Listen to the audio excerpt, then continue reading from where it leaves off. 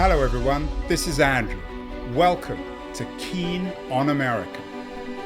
On July 4th, 2026, America will be 250 years old. An anniversary that will, no doubt, be greeted with a mixture of celebration, contemplation, and resignation. In Keen on America, Andrew talks not just about the American past and present, but also speculates on its future. What, Andrew asks, will be the 21st century fate of this now venerable American republic? Hello everybody, it's Saturday, June the 14th, 2025. This may go out on Sunday the 15th. 20 years ago, a certain Mike Arrington launched, in association with Keith Teare, my friend, TechCrunch. He sent out an email to his friends suggesting that he was starting, I guess at the time, it was called a blog focused on Web 2.0 companies. Seems a long time ago. That history of Mike Arrington and of TechCrunch now is archaic. This week, TechCrunch supposedly shut its European office. It's changed hands many times. And it's an interesting anchor to begin our conversation, Keith, this week. 20 years ago does indeed seem a very long time ago in the history of technology. It's centuries, isn't it? It's at least 3 eras ago when you look at developments in tech. It was, the post-Yahoo era, just coming into the Salesforce cloud era with Web 2.0 as the main transformation in consumer tech.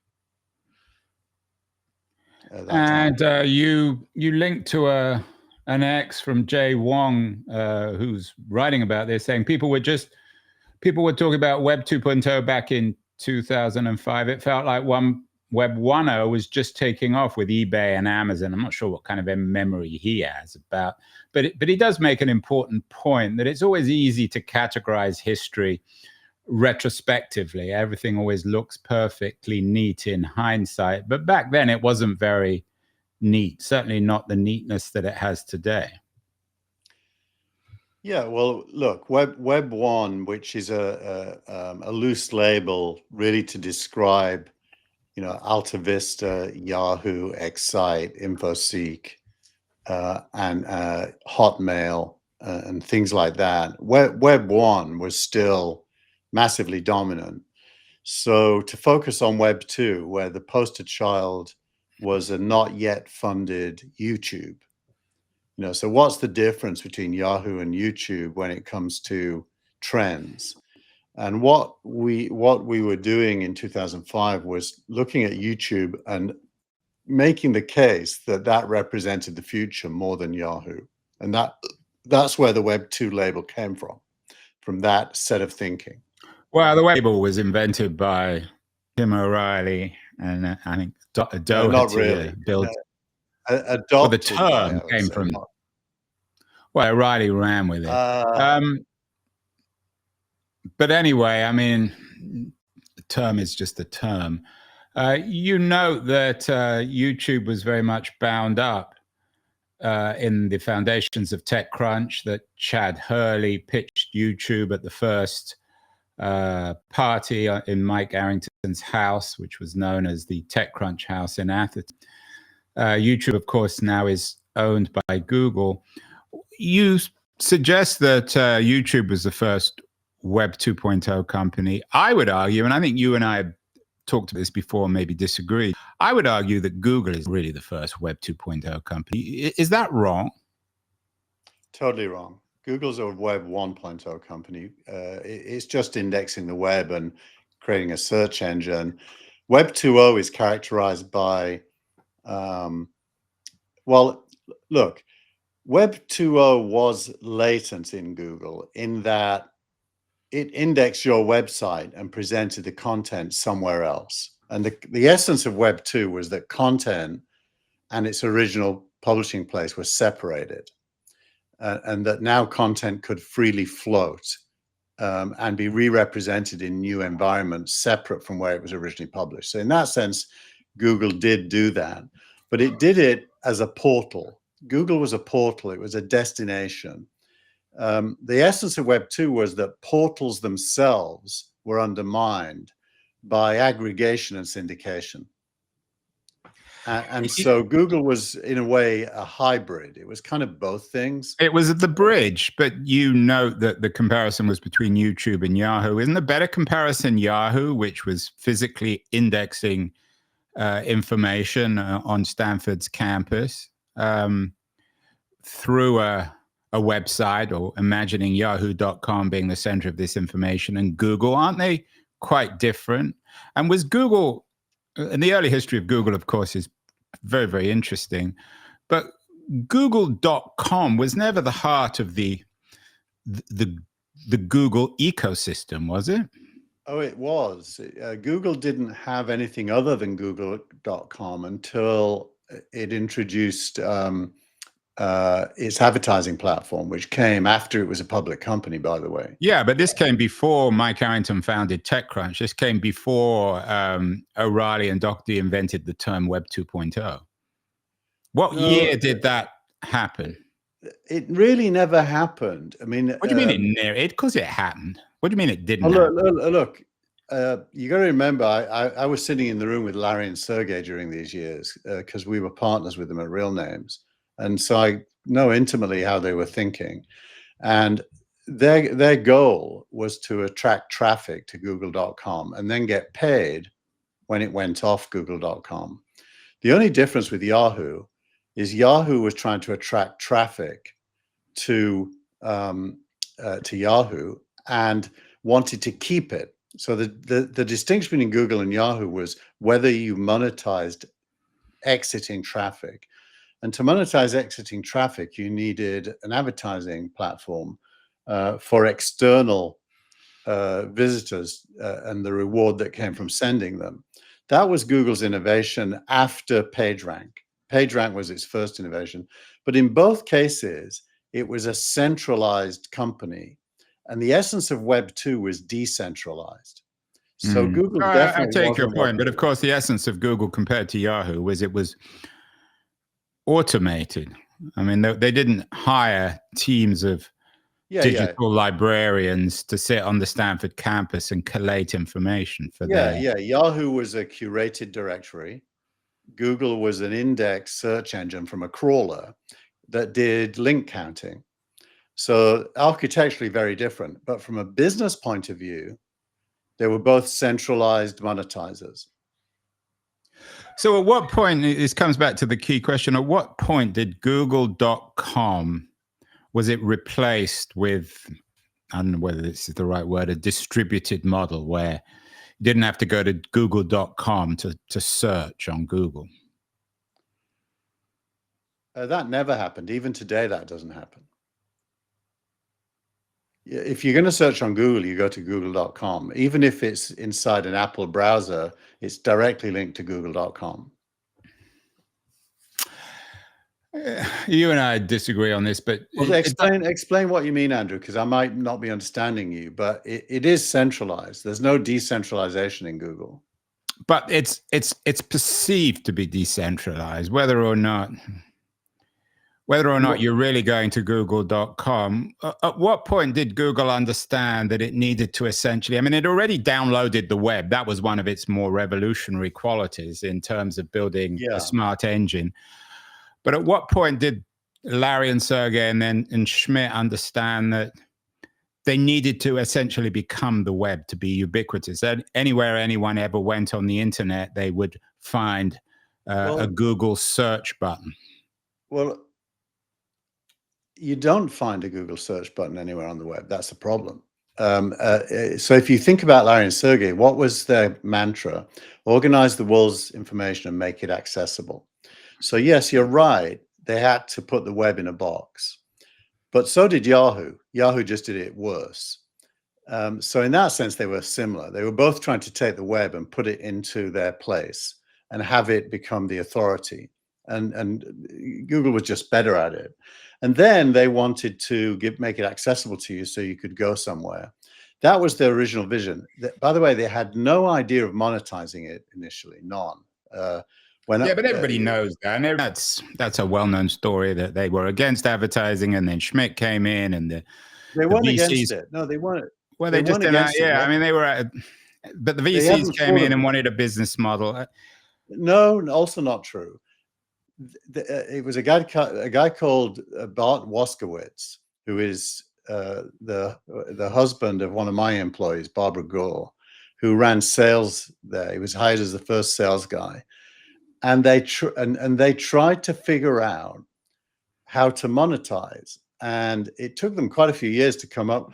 The actual course of events, and it's important for history, they partnered with real names, and we were getting paid for clicks from Google. So the way it worked is, and this is before any revenue at Google, they would put my results at the top. And when that result got clicked on, I got paid by the owner of the keyword. And that was the first time the penny dropped. So, Keith, not only were you the co-founder of TechCrunch, could you argue you were the co-founder of Google? Absolutely not. But I did invent. You invented the Google business model? I invented the top results on Google getting paid for. Well, there we have it. Keith, you should describe yourself as by the way, they called it "I'm Feeling Lucky." I don't know if you know that. It was given a name. There's a book that documents the whole thing. The book is called "I'm Feeling Lucky," written by a Google insider, and it's all documented. So it's not made up. Well, but 20 years ago, certainly things were dramatically changing, and they were associated in part, as Keith notes, with Google. Whether or not Google was a Web 1 or a Web 2.0 company is going to be very hard to resolve. Certainly, as you said, it's a bridge between the two worlds. It wasn't either conventionally Web 1 or Web 2, and it was the bridge, and more than the bridge, it became the road, extending all these metaphors for the Web 2.0 revolution. But the really interesting thing, Keith, is that we're back in at a pivotal moment, I think, in history. This week, you cover all sorts of pieces about the revolutionary quality of AI, which I guess in some ways is the Web 2.0 of 2025.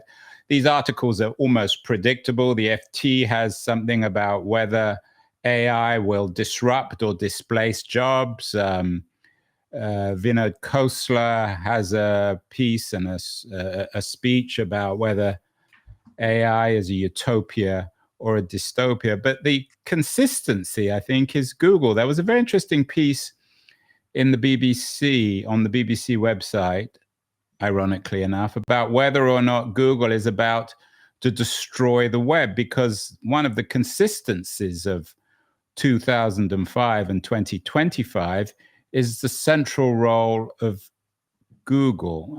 So perhaps you might talk about whether or not Google might be cannibalizing the web that it came to dominate.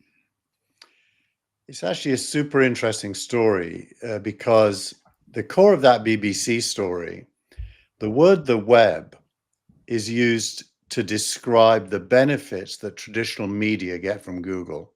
So when this article talks about the web, what it's describing is the ability for traffic to flow to sites like the BBC due to Google's search engine linking to them. Yeah, and it describes, and this is the way it puts it, and I'm quoting the BBC piece: the web is built on a simple bargain. Websites let search engines like Google slurp up their content free of charge, and Google search sends people to websites in exchange where they buy things and look at adverts. That's how most sites make money. They're assuming, of course, that websites let search engines. I'm not sure they have much choice, but that's the simple bargain, right? Yeah, and that describes the web as an advertising platform and a traffic and audience platform, which from a media company's point of view is what it is. But obviously from a human point of view, the web's way more than that. So what the BBC is yearning for in this article, or at least the author, is the preservation of an advertising-based media audience platform. And what AI threatens is an information-based subscription platform. And But it's ironic that because journalists have, for the last 20 years, been hostile to this advertising model. They've suggested that Google has destroyed the information, the traditional information ecosystem. So it's particularly ironic that, and again, I mean, we talk about the BBC, it's one writer on the BBC is suggesting that and again, I'm quoting the writer here, this arrangement, what he called the simple bargain, held strong for decades, certainly for 2 decades, between 2005 and 2025. Is that fair, Keith? It is. You could think of it as the social contract between search and media, just like there's a social contract between labor and capital due to jobs. That social contract can't survive the transition to AI. It would be, if it did, it would be a setback, because we would continue to monetize knowledge through advertising rather than have a value in and of itself. So it's scary as heck if you're a media company, and it's exciting if you're, let's say, an educator. And that happens at every juxtaposition. Yeah, although I mean, I'm not sure that an educator is not a media person either, or an education company isn't a media company. What the BBC says is say hello to the machine web. This bargain that held strong for a couple of decades, according to the BBC. As you say, you put it nicely, Keith, it was a social contract. Not everyone's thrilled with that social contract. They really accepted it. For Google, it was great. For media companies, it wasn't so great. They just didn't have much choice, right? Yeah. Well, look, I would think of it in terms of media companies. Prior to Google, media companies with websites had to go and find traffic.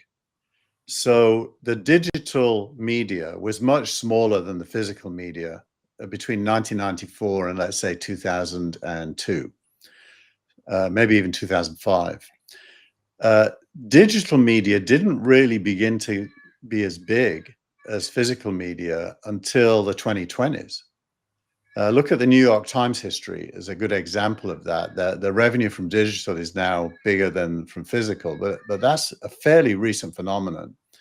And so most people are not even in the position of the New York Times. And how does, in terms of this bargain, how does it work with, say, the Times? The Times makes some money on advertising and some money on subscription.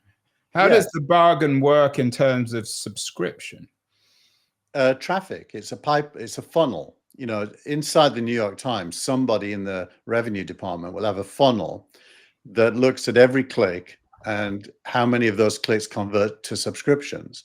And they'll do campaigns around that, and they'll try to optimize their content around that. So it's basically just building funnels. And what the BBC article points to is that funnel is about to be kneecapped by Google in Google's efforts to be relevant in the AI race. Right, and this is the really important point. And I'm quoting again from the BBC, on the 20th of May, 2025, Google CEO Sundar Pichai walked on stage at the company's annual developer conference.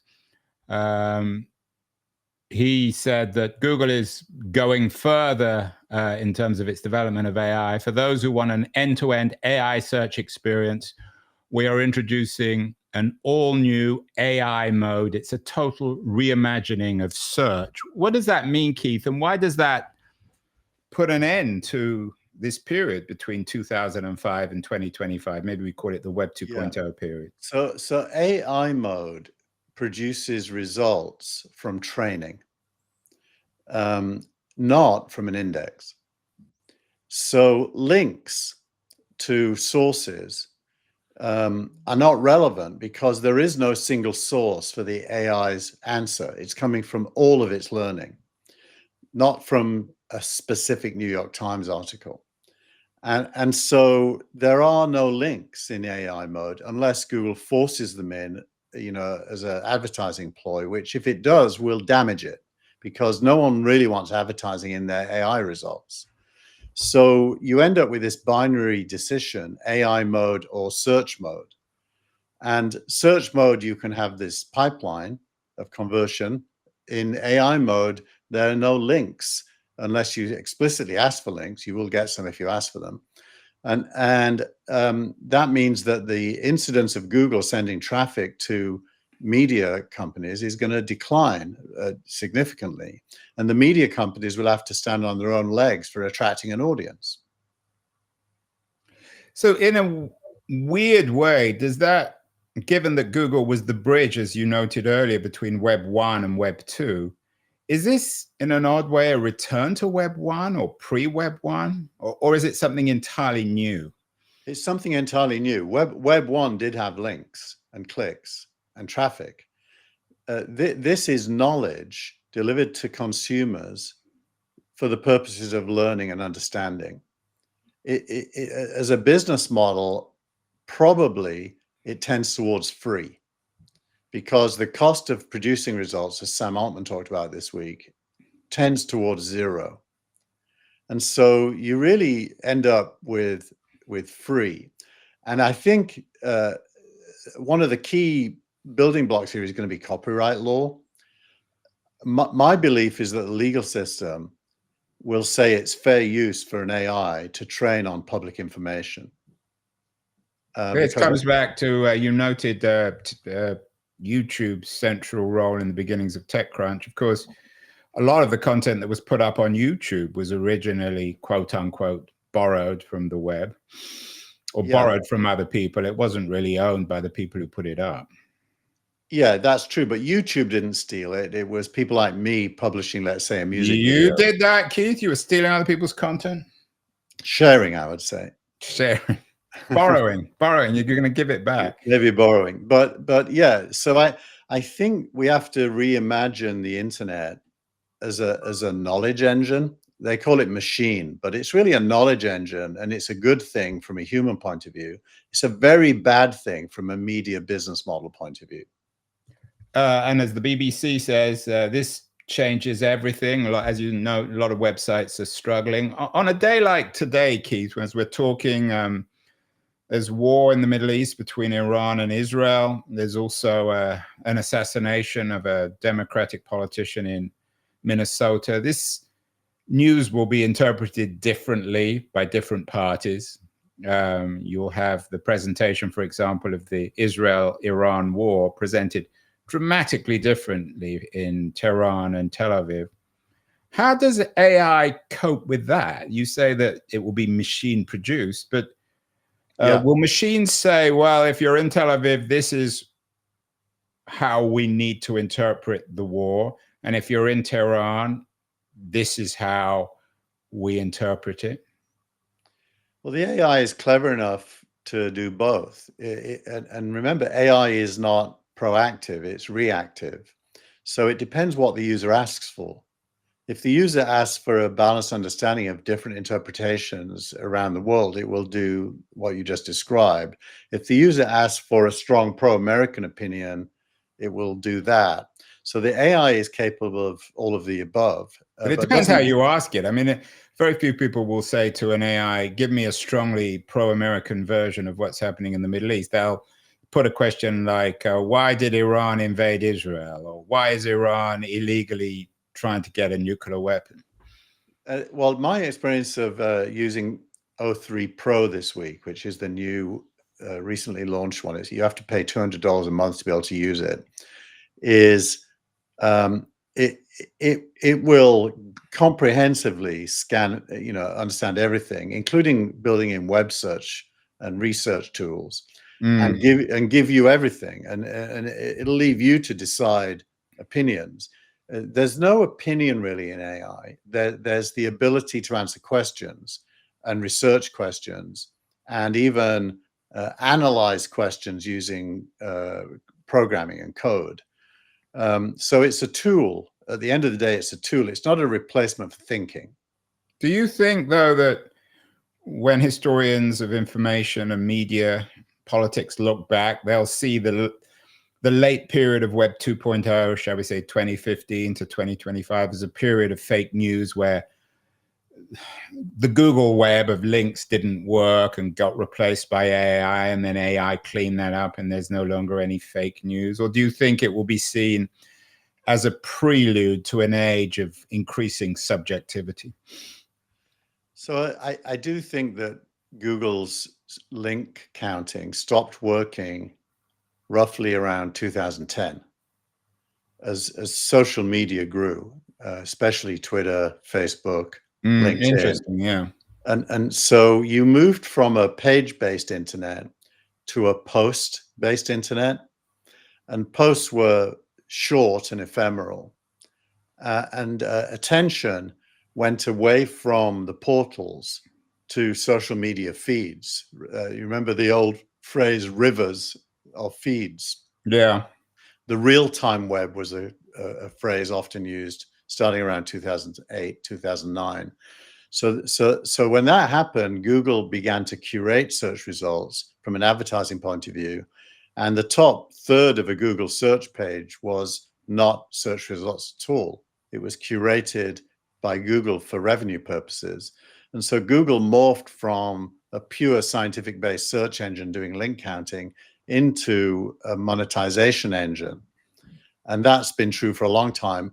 And the results got worse and worse and worse as SEO companies gamed the search results using so yeah, and I think that's really important, Keith. I think, sometimes I tease you for your tier-centric view of the world, but I think it's a very important observation. What should it teach us today? We're all eager to understand the future. Everybody wants to know whether AI will disrupt or displace jobs. Everyone wants to know whether it's a utopia or a dystopia. But we're all impatient for a future that is barely in the process of being born. What does the history of Web 2 and Google in particular, which is the dominant, whether it's the dominant Web 2 company or the dominant tech company of the age, what should it teach us about our impatience of trying to figure out the future? Well, figuring out the future is a game of risk and probabilities. Well, so, and only if you're an investor, if we just want to understand what's going to happen. Even then, you're guessing based on trends. So if you ask me, I'll have an opinion, but almost for sure your opinion and my opinion there'll be a Venn diagram, and the overlap could either be thin or thick, depending how obvious things are. So if I say there are going to be robots capable of doing domestic tasks within the next 10 years, you and I might agree completely.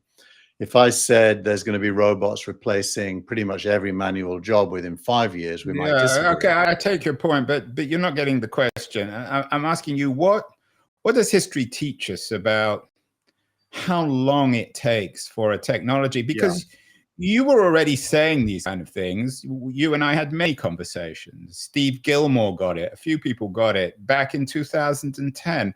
But it's taken 15 years for the thing to manifest itself, so most people begin to understand it. What does that tell us about this new AI age? How long is it going to take? Yeah. Will it be another 15 years? Will we be doing this? Hopefully we'll be doing this show in 2040 and talking about the reality of an AI age then. Well, there's a famous way of thinking about that called an S-curve. An S-curve is a horizontal curve, like a figure S, and it basically describes the early adoption of a technology leading to extrapolations. We're probably there right now with AI, and then the actual product kicks in and usage kicks off. So the S-curve goes up through adoption. And then at some point, there's a kind of a pause, and it slightly goes down again while you digest it. And after that, it goes up again. And these S-curves tend to last 2 decades. So you're definitely not at the end game at the start of the S-curve. You're just at the beginning. But you can already see the whole play, if you will. The script's already there. But there's execution and operational excellence has to happen to turn potential into reality. For example, we all knew that TV wouldn't be broadcast in 1994. In 1994, when Warner Brothers was focused on interactive TV, I was writing stuff saying TV is going to be separated from broadcast and time won't matter anymore in 1994. It really didn't become true until TiVo.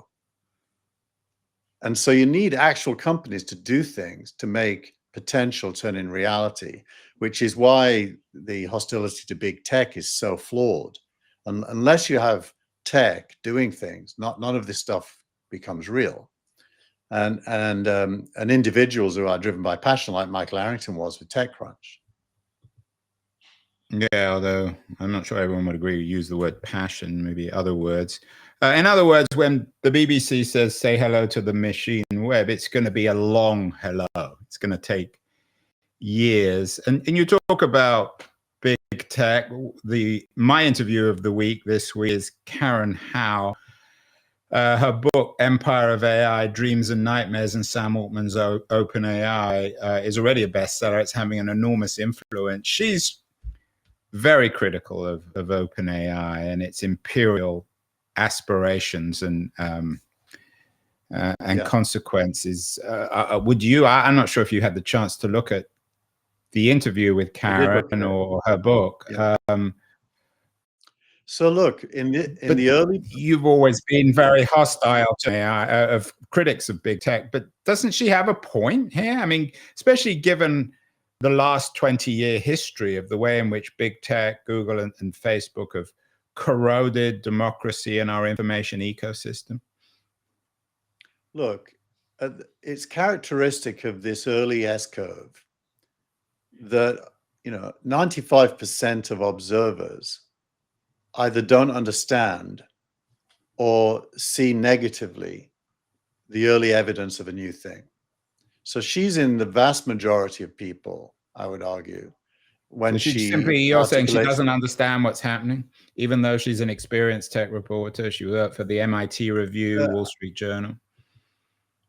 Well, journalists don't understand anything. That's not their job. Their job is to report on things. Well, she got a undergrad. I mean, she's a sophisticated technologist. She was educated at MIT, so she's not Mike Butcher, shall we say? She's not just another hack. Not that I'm calling Mike Butcher a hack. When the minute you choose to write a book rather than invent something, you put yourself in the camp of observers and interpreters, not doers. Right? That's in the nature. I've written two books in my career, and when I was writing those books, I wasn't really doing anything. I was summing up what I understood to date and interpreting it. That's a different skill. I'm not being against it, by the way. You write books. It's a very important thing for society that some people do that, but they're not going to make history. They're going to interpret history and maybe observe history and maybe influence the next set of thinking if they're really good. But the truth is, AI today, to be a believer, you have to be probably doing it. The most optimistic people about AI, not insignificantly, work at OpenAI, because they can see stuff they haven't launched yet and they know what it can do. And so optimism comes from knowing, not from observing. And therefore you've got to be, as the phrase goes, in the arena to be an optimist.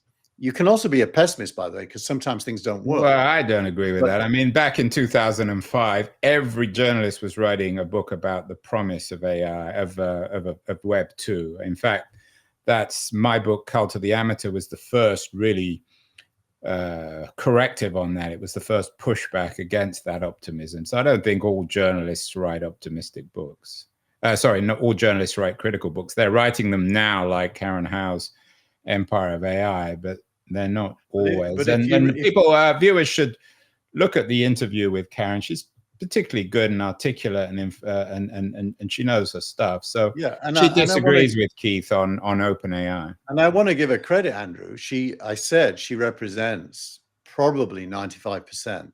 So I'm not knocking her. I'm just positioning her in the S curve as being the early majority that's against something. Is there a difference, though? Back in 2005, everyone was writing utopian books about the web. Now they're all writing dystopian ones. Is that a difference, or is it basically the same thing? It's a reaction to reality. The more real AI becomes, the greater the dystopian belief will get a megaphone, and then the S curve, the second S curve kicks in, and eventually everyone becomes adopters. And we're early in that. Like, you're already an adopter. I'm a deep adopter.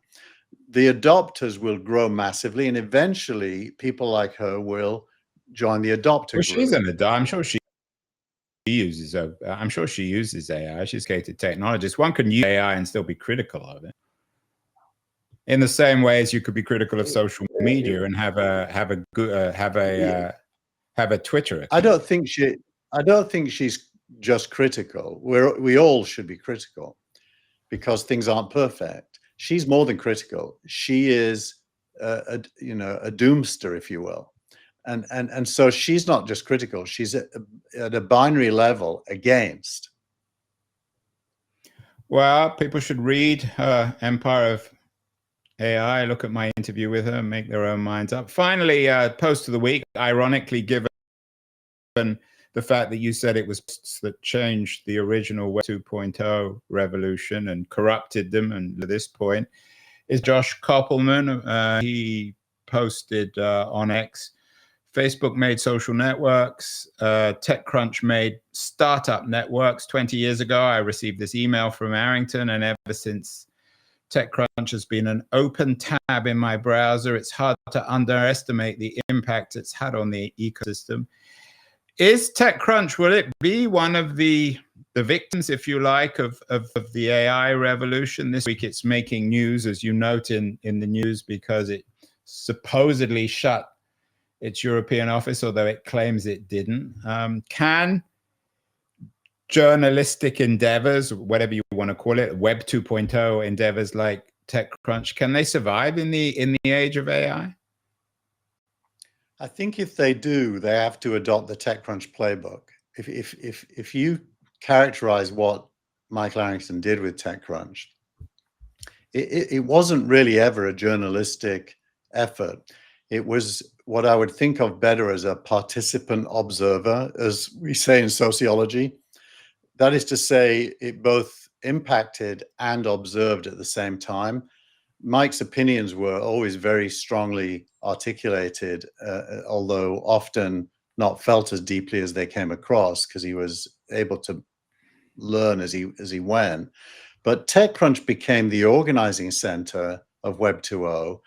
This startup network that Josh refers to was literal. Startups came together at TechCrunch events, met each other, talked, learned, iterated. So a mere media company couldn't have done that. It was an organizing center for a new ecosystem. And in AI, that really doesn't exist. There is no publication that's playing that participant observer role. The nearest is Sam Altman's blog, where this week he made a big post about the near future of OpenAI. But even that isn't, because he's a single company. So there's no TechCrunch in this AI era, which, by the way, probably is an opportunity, but it has to be an insider participant. Yeah, but then it isn't, by definition, the way you're presenting it, I don't quite know how it could work. I mean, isn't the AI revolution by definition against single publications? No, I don't think so. It's against single publications as sources of knowledge, but it's not against. TechCrunch wasn't, in that narrow sense, a publication. TechCrunch was the platform on which Web 2.0 came together. Very different to, say, Tim O'Reilly's Web 2 conference, which was literally just an event. TechCrunch was an organizing center. TechCrunch Disrupt was where every VC, every company came and talked to each other. And so in that sense, it was way more than a publication or an events company. Yeah, as Arrington said in that original note, we're also launching a new business weblog called TechCrunch. Hearing about new companies every day, and I realize that there is no place to go to see profile new services. So that's what he was doing. It will be interesting to see, Keith. We're in this early age, may last another 15 years, but the web as we know it is finished, at least in the long term, and it's going to be replaced by AI. And we will be reporting on this on our weekly That Was the Week show over the years. So we will be doing it for the next 15 years, Keith, and by that time there'll be something else. So keep well. I don't think we're going to do a show next week because I'm in London, but we will see you all in 2 weeks. So Keith, keep well, keep reporting, and we will talk in a couple of weeks. Will do.